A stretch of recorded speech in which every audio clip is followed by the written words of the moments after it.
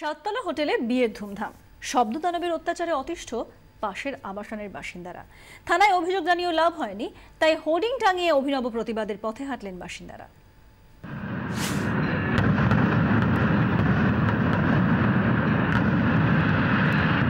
মনে হচ্ছে তো দিওয়ালি? না, দিওয়ালিকে হার মানানো এই রোশনায় বিয়ের। বাইপাসের ধারে সাততারা হোটেলের লবিতে এমনই ধুমধাম করে বসে বিয়ের আসর, আর তারই ধাক্কায় বেসামাল পাশের আবাসনের বাসিন্দারা। নভেম্বর থেকে শুরু হয়েছে বিয়ের মরশুম, আর গত 4 মাসে ত্রাহি ত্রাহি হাল সিলভার স্প্রিং এর আবাসিকদের। কখনো বিকট ঢোলের শব্দ, কখনো ডিস্কো থেকে লাউড মিউজিক, শব্দ দানবের তাণ্ডবে দিশেহারা বাসিন্দারা।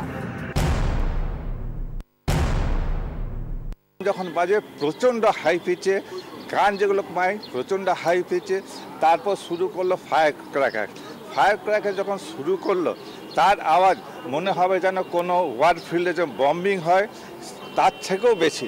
যে সময় আমি আমার বেডরুমে বসে থাকি, ওই সময় আমার এই ফিলিং হয় যে আমি কোনো ডিস্কে বসে আছি, আর মানে ডোরবেল শুনতে পাই না, ফোন রিংিং শুনতে পাই না, টিভি চলে ওটা শুনতে পারি না।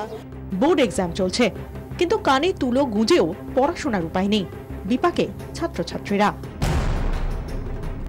লড়কা he is in 3rd year of college, ও एग्जाम देवे এখন, ও পড়তে পারে না। মানে মা আমি কি করব, बहुत मतलब कुछ पढ़ नहीं पाते हैं, इतना आवाज होता है कि ऐसा लगता है कमरा में ही बैठ के हम अपने कमरा में ही आवाज मतलब साउंड बज रहा है।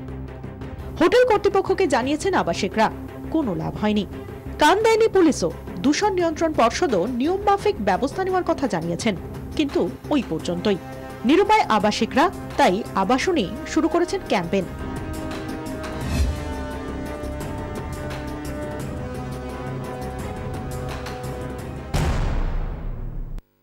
We'll try to put forward our voices to the public. Maybe this works. At least people who are coming over there, ওরা দেখবে অন্তত যে আমরা ডিস্টার্ব হচ্ছি, ওদের এই কষ্ট ওরা যে করছে সেটা দিয়ে আমরা ডিস্টার্ব করছি। So some awareness might be there.